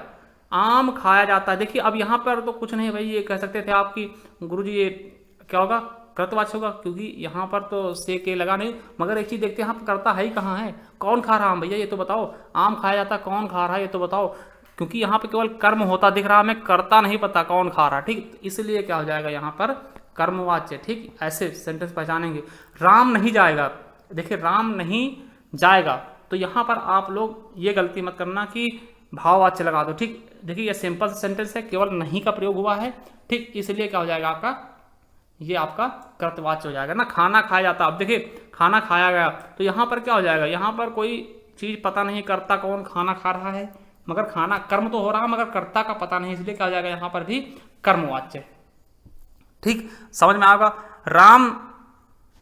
ठीक, तो यहाँ पर आपको सीधा सा ये याद रखना है कि कहीं पर अगर के द्वारा या से लगा मिल जाए या द्वारा लगा मिल जाए, ठीक, क्या मिल जाए, के द्वारा या से, ठीक, वह साइकिल से गया, गया है ना, साइकिल से गया है, तो वहां भी क्या हो जाएगा, आपका कर्मवाच्य हो जाएगा, ठीक। तो कहीं भी सेंटेंस में से लगा मिल जाए और के द्वारा मिल जाए या फिर कर्ता ही गायब कर दे, जैसे इसमें कर्ता गायब है ना, आम खाया जाता है, इसमें कर्ता ही नहीं भैया, तो कर्तवाच्य कैसे हो सकता ना, तो कर्मवाच्य ही होगा, ठीक, कर्मवाच्य ही होगा, ठीक। तो समझ में आया होगा बहुत अच्छे से। चलिए तीसरा और लास्ट देखते हैं, ये सबसे सरल है, ठीक। देखिए भाववाच्य, भाववाच्य में देखिए हमने क्या देखा था, एक मिनट हमने थोड़ा सा इसमें बताना भूल गए कि कर्मवाच्य में कैसे कर्ता कर्म के अनुसार क्रिया बदलती है। देखिए कर्म यहाँ पे क्या है, पुस्तक, यहाँ पे कर्म क्या है, पुस्तक, यहाँ पे क्या है, आम। देखिए हम कर्ता में देखते थे कि जैसे कि अब यहाँ पे क्या है, लिंग और वचन राम के अनुसार बदलना चाहिए था, ठीक। तो राम क्या जाति है भैया, राम जाति थोड़ी ना होगा, यहाँ पे स्त्रीलिंग थोड़ी, राम तो पुल्लिंग है ना, तो इसीलिए देखिए राम के अनुसार नहीं बदला, अगर राम के अनुसार बदलता तो क्या होता, कर्तवाच्य होता ना भैया। अब यहाँ पे राम के अनुसार नहीं, यहाँ पे क्रिया किसके, पुस्तक के अनुसार, कर्म के अनुसार बदली जा रही है। पुस्तक क्या होता, पुस्तक स्त्रीलिंग होती, इसीलिए यहाँ पर पढ़ी जाती है, ठीक है, बात समझ में आया। देखिए सीता के द्वारा आम खाया जाता है, तो यहाँ पे जाया खाया जाता क्यों लगाएगा भैया, जाता क्यों लगाएगा, क्योंकि सीता क्या है भैया, पुल्लिंग स्त्रीलिंग है ना, तो स्त्रीलिंग होनी चाहिए ना, जाति होना चाहिए था ना, मगर जाति नहीं हुई क्योंकि ये क्या है, कर्मवाच्य है, ठीक है। यहाँ पे कर्म के अनुसार लगे, कर्म क्या है, आम, आम क्या होता, खाया जाता है, आम क्या है, पुल्लिंग है ना, तो इसलिए यहाँ पर क्या है, पुल्लिंग, कर्म के अनुसार यहाँ पे उसके लिंग का परिवर्तन हो, तो इस तरह से भी आप पहचान सकते हैं, ठीक है। अब देखिए मेरे द्वारा पुस्तक पढ़ी गई, मैं क्या हूँ, पुल्लिंग, मगर यहाँ पर पुस्तक क्या है, स्त्रीलिंग, पुस्तक पढ़ी जाती है ना, तो पुस्तक के अनुसार यहाँ पर क्रिया रोटेट हो रही है ना, परिवर्तित हो रही है ना, चेंजिंग हो रही है, तो इसीलिए यहाँ पर क्या हो जाएगा आपका कर्मवाच्य। तो इस तरह से भी पहचान सकते हैं, क्योंकि ठीक है, जैसे हमने देखा था कर्तवाच्य में कर्ता के अनुसार से होता था ना, कर्ता जैसे राम है तो राम के साथ में जाता होता है, यहाँ राम घर जाता है, तो ये क्या हो जाएगा आपका कृत्यवाच्य। अगर वहीं कह दिया जाए कि राम के द्वारा पुस्तक पढ़ी जाती, तो यहाँ पर आप पुस्तक के हिसाब से यहाँ पे लिंग का परिवर्तन हो रहा है, ठीक, तो इसलिए यहाँ पे क्या हो जाएगा कर्मवाच्य, ठीक। चलिए समझ में आया होगा। देखिए भाववाच्य तो एकदम अलग ही है। देखिए यहाँ पर क्या होता है, ना तो कर्म के अनुसार परिवर्तित होगा क्रिया का लिंग वचन, ना ही कर्ता के अनुसार, ये अलग ही सिस्टम लेके चलता है, ठीक है। तो देखिए यदि वाक्य में क्रिया का लिंग और वचन दोनों के ही अनुसार ना हो, मतलब कर्ता के अनुसार भी ना हो, कर्म के अनुसार ना हो, अगर कर्ता के अनुसार होगा तो कृत्यवाच्य हो जाएगा, कर्म के अनुसार होगा कर्मवाच्य हो जाएगा, अगर दोनों के अनुसार ना हो तो भाववाच्य हो जाएगा, एकदम सिंपल। और यह सदैव अकर्मक क्रिया से बनता है, ये भी याद रखेंगे। हमने कर्मवाच्य देखा, कृतवाच्य देखा, ठीक, वो अकर्मक सकर्मक दोनों बनता था, और कर्मवाच्य देखा वो सकर्मक से बनती थी, ये किससे बनती, ये अकर्मक क्रिया से बन रही है, ठीक। तो याद रखेंगे। इसका एकदम सिंपल सा फार्मूला हम बताते हैं कि पहचान क्या होगा, ठीक। पहचान सबसे पहले ये देख लेते हैं कि क्या होगा, कि पहचान इन वाक्यों के में सदैव क्रिया क्या होगी, आपको डायरेक्ट क्रिया पे देखना है, किस पे जाना है, आपको क्रिया पे देखना है, ठीक। वो क्या होना चाहिए, एक वचन, पुल्लिंग होनी चाहिए और अन्य पुरुष, ठीक, ठीक। कर्ता हमेशा अन्य पुरुष होगा और क्रिया क्या होगी, एक वचन और पुल्लिंग, वहां पे स्त्रीलिंग का कोई टेंशन ही नहीं है, ठीक।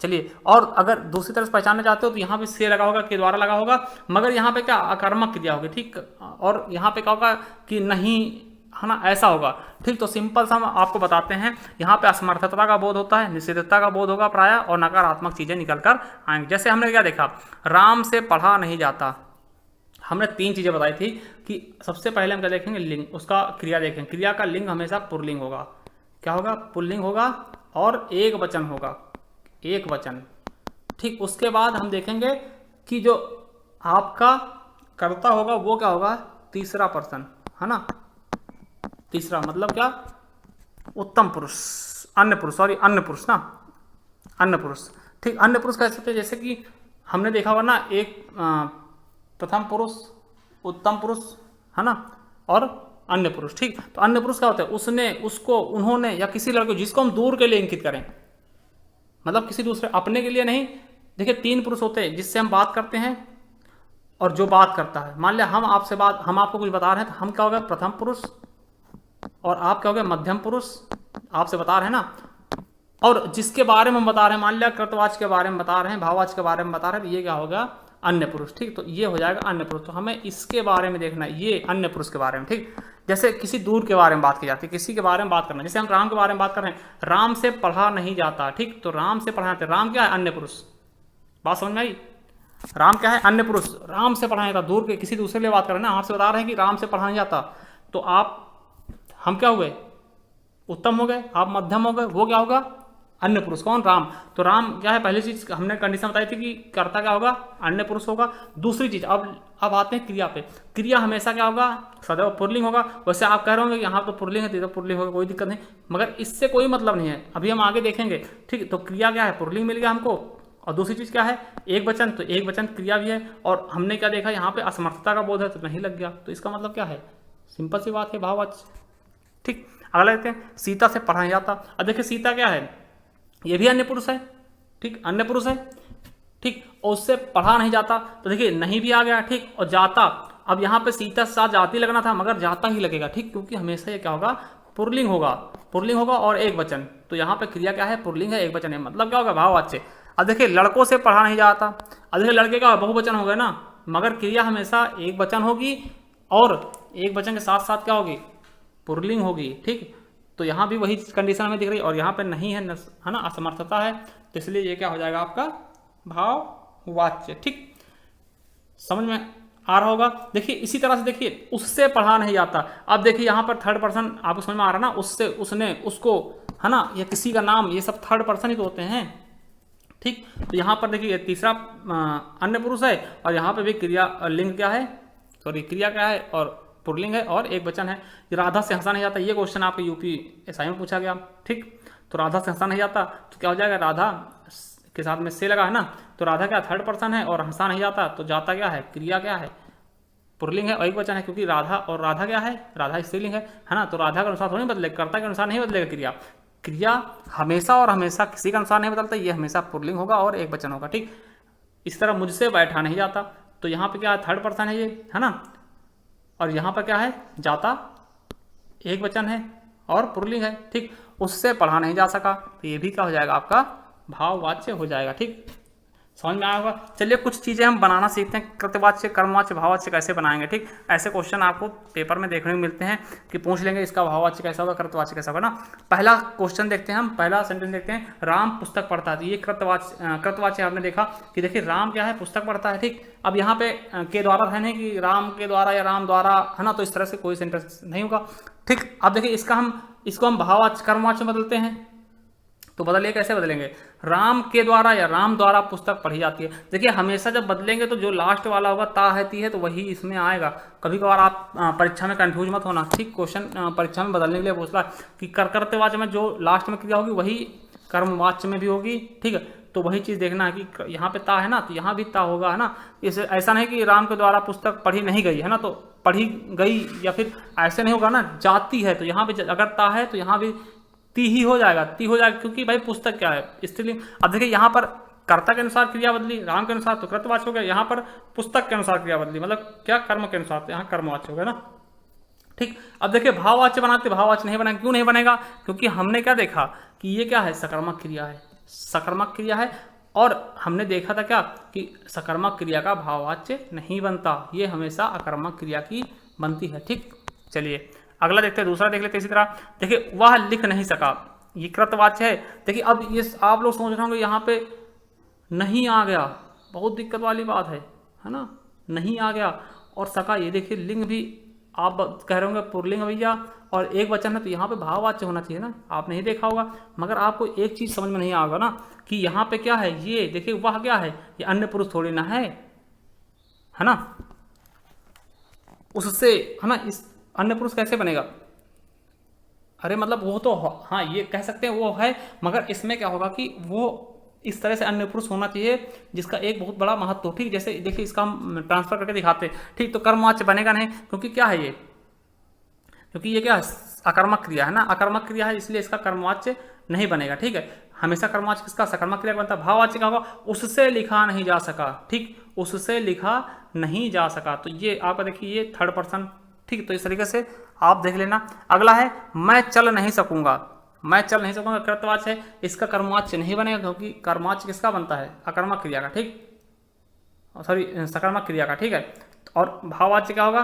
कि मुझसे चला नहीं जा सका। ठीक, तो ये चीज़ें हैं। तो आप 3 चीज़ों से हमें क्या देखने को मिलता है कि आप कर्तवाच्य कैसे पहचानेंगे।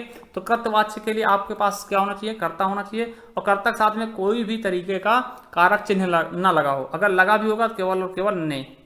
ठीक, आप पहचान लेना। ठीक, और वहाँ पे हमेशा ये चीज़ देख लेना कि कर्ता के अनुसार ही क्रिया का निर्धारण हो। मतलब अगर कर्ता राम जाता है तो ता होना चाहिए, जाती नहीं हो जाना चाहिए। ठीक, तो पहले चीज़ ये देख लेना, सिंपल सी चीज़ है। ठीक, उसके बाद हम बात करते हैं अगर भाववाच्य की, सॉरी कर्मवाच्य की। तो कर्मवाच्य में अगर के या के द्वारा या सॉरी से या के द्वारा या द्वारा ऐसे सेंटेंस लगे होंगे तो आपको, और नहीं ऐसा कुछ नहीं लगा होगा, नहीं ये ना हो, तो आपको क्या कर देना, वो कर्मवाच्य हो जाएगा। ठीक, जैसे राम से चला, राम के द्वारा खाया गया खाना, राम के द्वारा खाया गया, इस तरीके से। ठीक है, तो वहाँ पे के द्वारा से आ जाएगा, वहाँ पे क्या होगा, कर्मवाच्य। भाववाच्य क्या होता है, भाववाच्य के बारे में आपको पता ही है। पहली चीज़ तो यहाँ पे नहीं होगा। दूसरी चीज़ क्या होगा कि जो क्रिया होगी वो सकर्मक होगी और एक वचन होगी, और जो कर्ता होगा वो हमेशा क्या होगा, अन्य पुरुष। ठीक, कर्ता क्या होगा, अन्य पुरुष, क्रिया क्या होगी, सकर्मक